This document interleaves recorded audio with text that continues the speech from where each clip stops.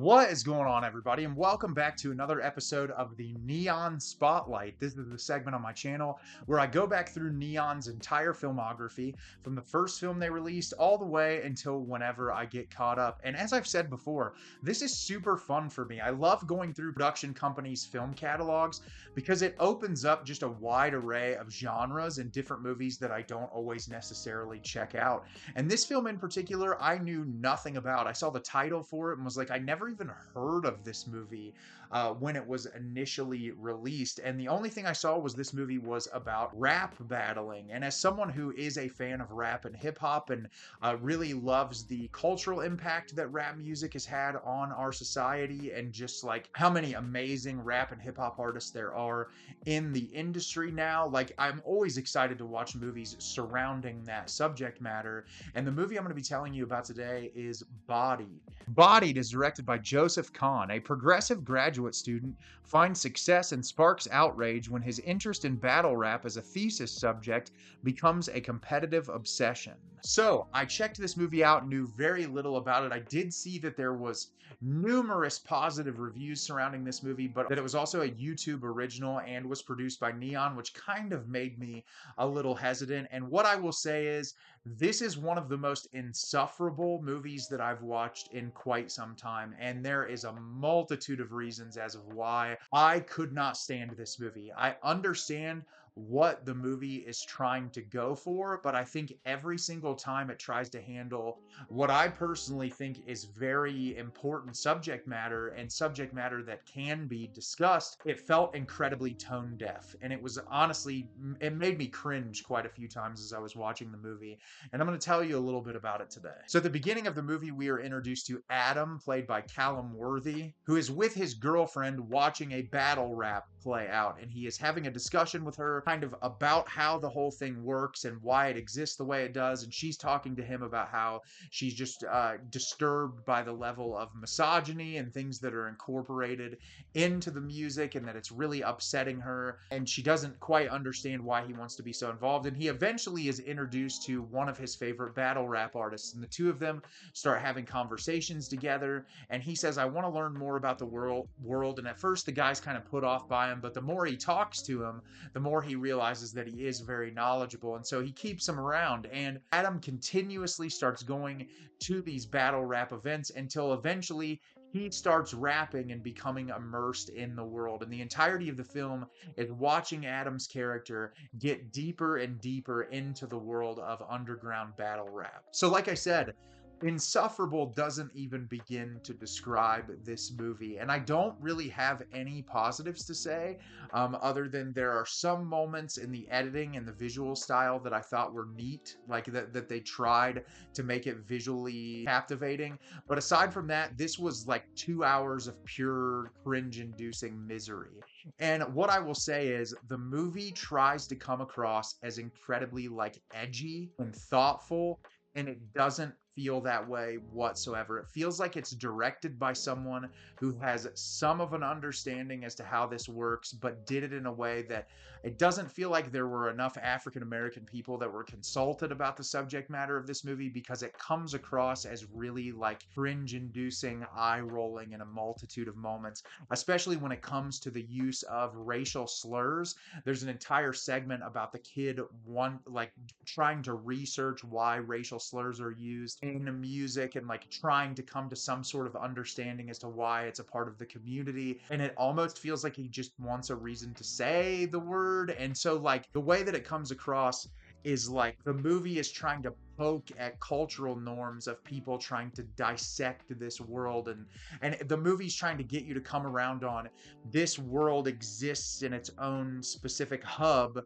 and that all of the things that go into it, whether that's like the internalized misogyny, homophobia, all the things kind of thrown around in the lyricism and rap battling, that it exists in that subsect for a reason, and it's kind of immune to the rest of the world. Like people can do this in this thing and it's fine within the confines of this specific circumstance, but it doesn't work in other situations.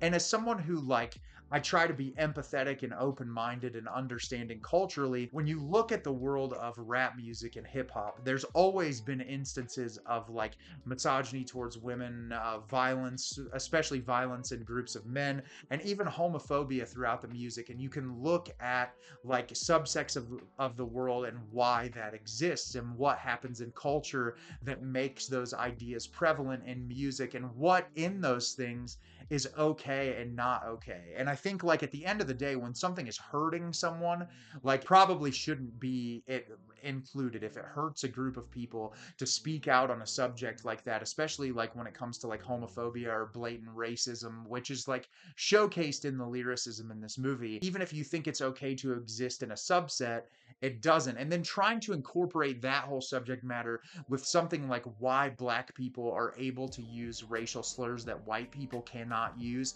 like that feels like such a simple discussion. It's a part of the culture. It's them taking a word that was utilized as a hate speech towards a group of people that were just trying to exist, and they have taken the word back to utilize it as their own, similar to the queer community with a lot of homophobic slurs, and them sort of taking the power back and not letting that word impact them in the same way. And I think trying to have those two simultaneous conversations in one movie, it comes across as incredibly tone deaf. And there's so many moments with characters having these lengthy discussions where I just felt like it was sort of trying to be a shot at like woke culture, I guess, where it's like, well, I'm better than you because I think this way or that way or the other. And I just felt like, as far as like a streamlined thesis of what this director was trying to say when it comes to rap battle and the things that exist within that world, it comes across as incredibly messy. Like the overall themes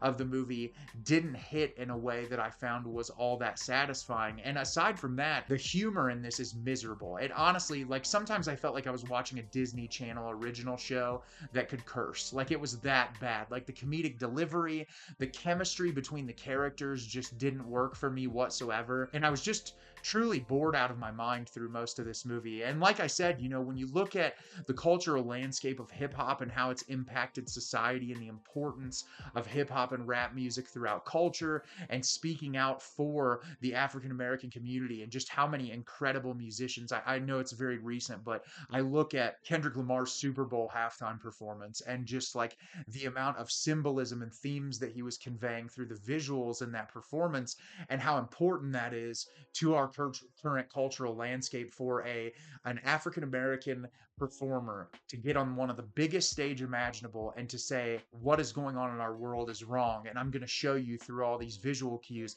I think Kendrick is an absolute genius. I think he's one of the greatest living musicians and artists working today, and it was really amazing to watch that. And so I watched this movie after that and I was just thinking like, this person did not do enough research into this world to really create something that's all that thoughtful. It just felt very messy in all of its examination. And like I said, when you're looking at like racial slurs and the use of racial slurs in the community as like terms of as like a form of endearment between members of the community in comparison to like, or this white kid gets the opportunity to say it, and then trying to mix all that in with the conversations of like misogyny and homophobia and all the things included in lyricism and rap battling.